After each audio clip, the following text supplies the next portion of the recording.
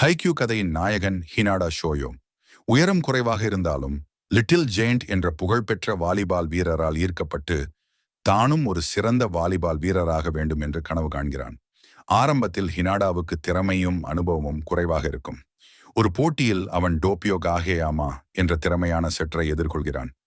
கோர்ட்டின் ராஜா என்று அழைக்கப்படும் காகேயாமாவிடம் ஹினாடா தோல்வியடைகிறான். அந்த தோல்வியிலிருந்து இருவருக்கும் கடுமையான போட்டி உருவாகிறது. ஆனால் உயர்நிலைப் பள்ளியில் சேர்ந்த பிறகு விதியின் விளையாட்டாக இருவரும் ஒரே அணியில் இணைகிறார்கள். அதன் பிறகு அவர்களின் வளர்ச்சி, அணியின் ஒற்றுமை மற்றும் ஜப்பானின் சிறந்த வாலிபால் அணிகளில் ஒன்றாக மாறும் பயணமே இந்த கதையின் மையம். ஹினாடா ஷோயோ கதையின் நாயகன்.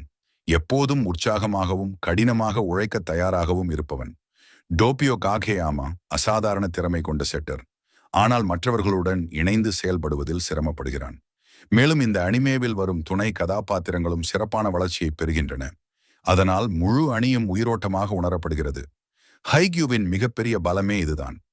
ஆரம்பத்தில் ஹினாடா தனது குதிக்கும் திறனை மட்டுமே நம்பியிருப்பான்.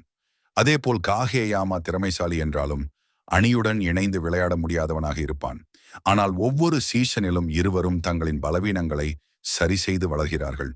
குறிப்பாக 4வது சீசனில் ஹினாடா ஒரு முழுமையான வீரராக மாறுகிறான். ரிசீவ், டிஃபென்ஸ், பொசிஷனிங் மற்றும் ஆட்டத்தை புரிந்து கொள்ளும் திறன் என பல விஷயங்களில் முன்னேற்றம் அடைகிறான்.